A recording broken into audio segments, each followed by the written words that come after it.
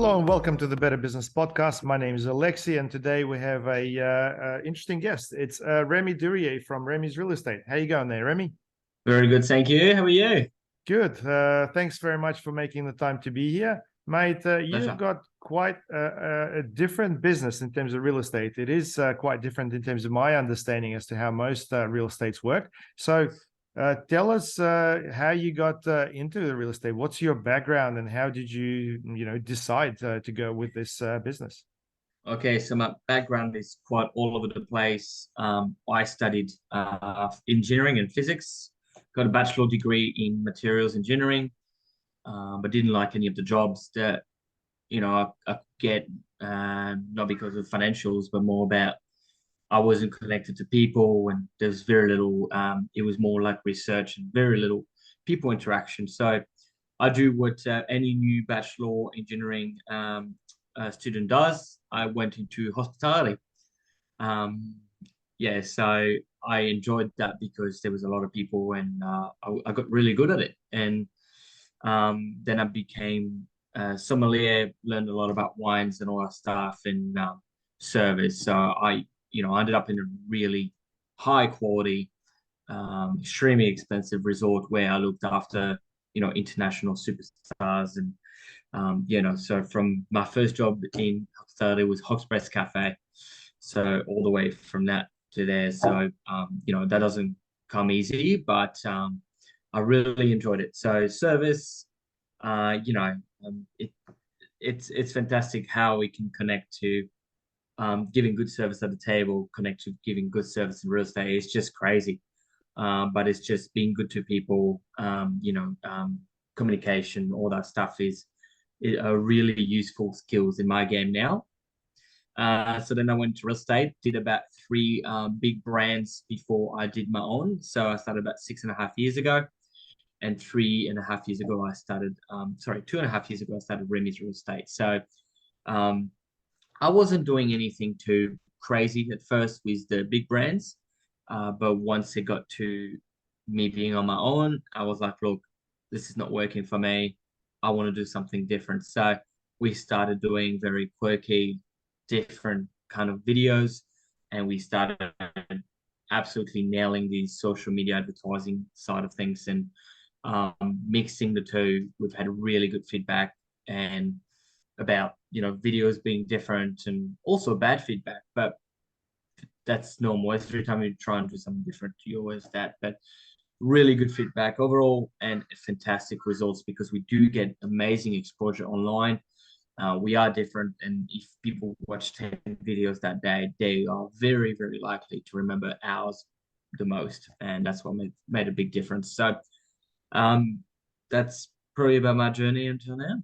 Wow. Well, that's really quite something. I mean, going all the way from hospitality to real estates and doing so many stuff. That's awesome, mate. That's really, really cool. And if I remember correctly, you've done some work with some superstars as a result of that. In fact, some very successful people. Gina Reinhardt, if I remember correctly, right? You've done some work for her. Yep, yep. So Gina was one of them. We looked after her for a little bit, and these kind of people, they expect a lot, and if you're not there when they expect a lot, then they let you know. And so it just shows that from looking after a casual table at a Hogspress Cafe to looking after Gina Reinhardt, you don't get there very easily. But all you need is good people skills, really good quality of service, and common sense. And I do think that I applied a lot of that to real estate. It's not hard to communicate, but crazy enough, most agents won't give you a call back when you do call them. So it's just little things that made a big difference for me. And looking after these people who have very, very high expectations, it has been a massive help for me. Yeah. Well, look, I think with your real estate business and your social media in particular, it's a very high level. And if you guys haven't seen this, if you're listening to this, go check out Remy's TikTok, YouTube, Instagram. I think he's everywhere. But the content is definitely quite professional. I think his approach is really quite good. I do quite like your attention to detail. I'm not sure if this is a part of your cultural background, and whatever it is, mate, it is quite something. In terms of the cultural background, mate, you're born in Tahiti, is that right? No, I was born in France, but I moved to Tahiti when I was very young. So Wow. born in south of France, moved to Tahiti when I was just a kid, grew up there, and went back to France for a little while, hated it, and moved straight back to Australia. So Okay. yeah. Has speaking French helped you with your real estate in any way, or within your career, or within your career path for that matter? Not really, to be honest. There's not too many speakers here, French, that are involved in real estate. Most of them are, in and out, working holiday visas. Yes, I've had some transactions with French. I had clients in French or buyers and speaking in French as well. So it has been useful a couple of times, but it hasn't been one of the most, important things to get me to where I am. Mm-hmm. So, in terms of your approach, let's talk about that for a minute. You specialize in real estate in a particular area, and I quite like that because you're obviously being niche specific. Can you tell us a little bit about why you've chosen that and how that's actually worked for you? Yes, so I picked the Carina and all the surrounding suburbs here in 4152 because I really, first of all, I live here, but secondly, I think it's emerging suburbs that have a lot of qualities, great for families, lots of good potential for growth, really well connected to the city, the M1, it's got Westfield. So I think it's got huge potential to be here. And also, when I first started here, agents didn't really care about this suburb. And I strongly believe that what myself and my team have done for the suburb has gone into, we were part of what's gone it, to where it is now. And now I think we were one of the, I saw an article last week that saying that Carina, for example, was one of the highest growth suburb and a lot more potential as well. So highly sought after now, and that's really, exciting to see. Mm. Well, I find overall that with suburbs like that, and overall the approach like that, being the bigger fish in a smaller pond works out quite well. And I think this is really comes back to people wanting to work with a specialist as opposed to a generalist. So if you're going to work with somebody who specializes in a particular area, it makes them sort of trust them more. It sort of makes them sort of Yeah. realize that the person knows other things around the suburb as well. So with this approach, can you tell us about maybe some of the challenges you would have experienced?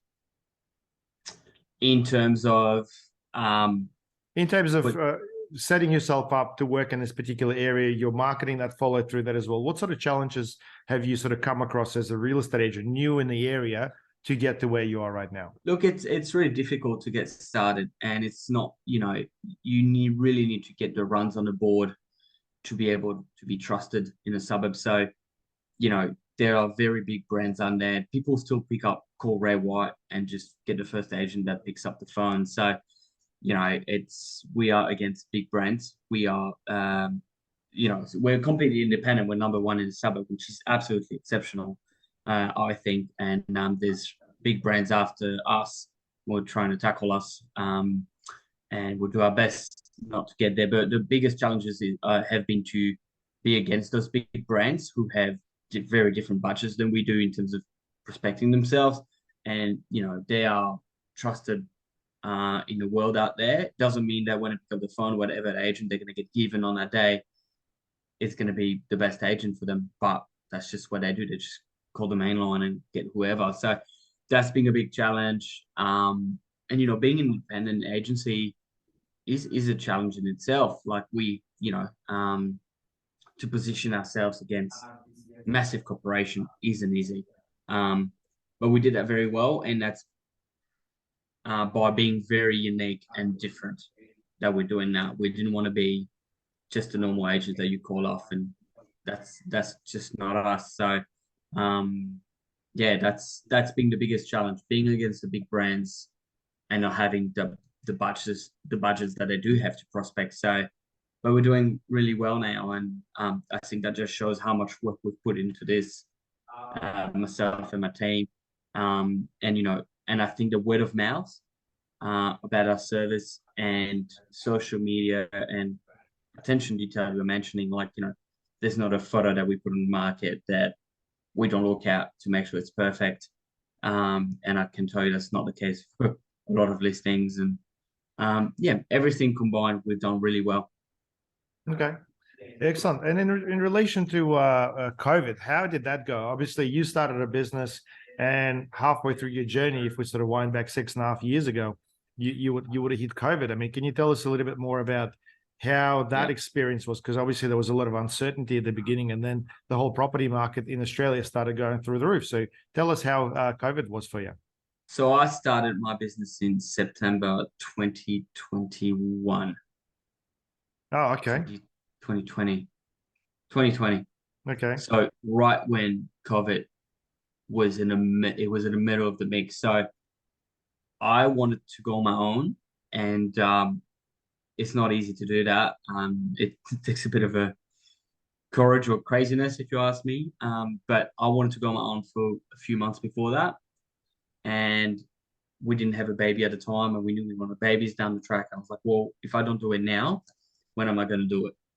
It's all easy to take risks when it's just two people here and two incomes. When it is, having a baby and stuff, and you have a lot more to risk. So I decided I'm going to go all in. And obviously, I had a few clients that wanted to sign me up straight away, so that was awesome. So we got in, and it was kind of a perfect storm because I went on to my own business, and people have a lot of respect for people who do their own thing and take the courage to do their own business, and I recognize that. And also the whole real estate market went crazy a couple months after I did that, so it was kind of a perfect storm. And all the results that we got from that and word of mouth and reviews got us to where we are today. Excellent. So the timing was perfectly made. Well, I think that was a well It was executed. lucky. It Okay. was lucky. Well, you know what some people say about the word luck. It's all about location, understanding, connections and knowledge, mate. I think, yeah, you may underestimate that. But anyway, so if you were to sort of give any tips or advice to some aspiring real estate agents, people who are just maybe starting out, because I'm sure a lot of people could relate, maybe working for somebody else or wanting to build a career in real estate, what sort of tips would you give them? I would say the first few years are great to spend with a big brand, because they do give you the basics. They do give you that foot in the door, and to go with your own business, you do need to have a lot of traction to be able to do that, because once you do, it's really hard there's no coming back. If you're coming back, it means that you failed. So at the point where after a couple of years, 2 or 3 years, whatever, it does take a while to create a profile unless you have amazing connections. I didn't have any connection in Brisbane, so I was literally starting from ground zero. So that was very difficult. Me and my wife put all our savings into this, so it wasn't easy. But when you're at the point of going into your own business, to have a lot of tractions necessary, to have quite a bit of savings as well, and yeah, to market yourself differently. If you're going to do an independent agency and you're just the same as a big brand, I don't think you're going to be successful. And that's why we're doing things differently. Not only because it works for our clients and we're getting, I can see, very, very superior results in any way possible, but it makes a difference for us too, in a way that people call us and be like, I want you to come and sell my house because I love the way you do things. So, if they don't like our style, they're not going to call us, and that's completely fine. But the people that call us, we sometimes, most of the time, we go in and we have no competition at the table, and that's because they want us. They know we're different, and they know we're getting the results that we're getting. Excellent. Well, that's always good to hear. And in terms of your marketing, I've obviously noticed some of your billboards. Actually, before I met you, there's big billboards with you swimming in a swimming pool, mate. That's not something that a lot of real estate agents will put out there. I mean, you sort of get a little bit tired of those suits and the tie and that sort of feel. Exactly. I mean, tell me about your approach to that. I mean, you've done a few things different with the bus stops and everything else as well. I mean, what's your overall theme, and how did you sort of come up with that? Again, it comes back to being unique, Alexi, because right? So I tell my clients, I advise them to do something a bit different, a different video, different type of marketing, different social media approach. So I think it would be unfair to ask them to do that, and I don't do it. So for the same thing, if you're going to pass 10 bus stops, if you only remember mine, I'll be very happy with that. And it's the same thing we apply to properties. So same thing I apply to my clients, I apply to myself. Um, we always say people, oh, your bus stops are so different. We always see that all the time. And all the other agents, their photos from 10 years ago, and they, their office brand and whatever, and that's it, and just a phone number. I think that's pretty boring personally, and I don't think that if you drive 10 past one, I won't remember any of them. So we're Mm, just trying to be unique, to do different marketing, to put a smile on people's face, and yeah, that's just come down to that. So we've got a couple more coming up, which are going to be quite funny, cool. and the feedback's always been really great on that. So I'll give you an example. We just got a call from a cinema who said, "Would you like to do local advertising?" I said, "Sure." So look, uh, I don't drive past a certain road, but my wife does, and she says if you need an ad, you need to call this guy because he loves to do different things, and so that puts up on a map. I think quite a lot. Cool. Awesome. Well, mate, I love that. I think, if you want a better business, and this is what my podcast is about, you need to do things differently. And a lot of the time, people Absolutely, are afraid to do things differently because they're afraid to fail. But I would advise, comfort zone. anyone to really stretch their comfort zone and try things at least, and most importantly, understand what works and what doesn't, because that's the only way to make things better, mate. Absolutely love that. So, a bit of a crystal ball question for you. So, what do you reckon what the future of real estate is looking like in relation to the real estate as a market? What do you think that's going to be like in the next 5 to 10 years? Obviously, we've had quite a lot of people trying to sell properties online with virtual inspections and so on. And I would have thought that this would be the future, but for some reason that hasn't really lasted that long once all the lockdowns have finished. What do you reckon the future of real estate is going to be like? I think agents will still be heavily involved. It will come down to new technologies coming out, which we'll be using. But we're testing a couple of things at the moment for new stuff. Um, I I believe that having an agent is a human face, and I've seen so many people trying to sell their own homes, and I can tell you it does never ends well. And when you ask them, did you get a good price? They're like, oh, not really, but I saved the commission. I say, yep, you might have saved a fair few thousands of dollars, but you also sold for 100 grand less. What's the point? I've seen it so many times, and it's very important as well to know that most buyers do not want to deal with the owner. So, they can put it online or whatever, but who's going to run the open house? Who's going to do the callbacks? I answer my calls 24/7, right? If I'm aware, I still answer my call. We get so many inquiries between 7 p.m. and 10 p.m. every single night. I can tell you that most homeowners wouldn't want to do that on Sundays, on Saturday. So what we do in terms of marketing presentation, I don't think can be replaced by anything online anytime soon. No one's going to give you advice on how to present, what renovations to do, all that stuff, and that's got a lot of value. We've done a lot of renovations, and there's nothing online that could really help you do that. So yeah, I think real estate agents will play a massive part of what's coming, but the ones who embrace new technologies will be there, and we are definitely there, and we'll be definitely here in 5 or 10 years. Excellent. Well, mate, I absolutely love that. I think just to sort of add something to what you said, it's more about people doing business with people, right? So people love Absolutely. doing business with people. And as an analogy, I guess you can go and buy a coffee from a coffee machine, but most people prefer to go to a coffee shop. And most of the time, it's about the person who's actually selling. So, and this actually what differentiates the good and the bad coffee shops. You go to a place where people not only make a good coffee, that's the default, right? But then there Hmm. is a good, vibrant person who's able to sort of put a smile on your face and make you feel good about the place. And that's Remember why your people, name. exactly, exactly. And that's why people would, walk for 10 minutes as opposed to go to a place that's a minute away. And it does become a part of their day. So that is or just buy or buy an espresso machine. well, exactly. And you know, if you think that if we were all buying espresso machines, that would put coffee shops out of business, well, that's really not the case, because the whole thing does have a completely different dimension to it. Mate, absolutely love it. I think you've covered some really good tips. And overall, I do admire businesses like yours and take off my hat for doing this, you know, going on your own, stretching your comfort zone, making it happen, and then committing to it as well. I personally wish your business a big, bright future. I think whichever way you want to take it, mate, it's all possible. It's just a matter of doing things better and different. So, Absolutely. Remy, thanks very much for finding the time to join Thank me you, on mate. this podcast. Would love to hear from you in a couple of years and see how Remy Real Estate's taken over Australia. For those of you listening, guys, I hope you enjoyed this episode. Make sure you comment below if you got any questions. I'll pass them on to Remy if he doesn't see them. Make sure that you subscribe to the podcast and share it with your friends. And if you like this sort of stuff, make sure you come back to us with some feedback as well. Remy, absolutely, you know, thankful for you to find the time to be with us, and have a good day. Cheers. Thanks, mate. Thank you.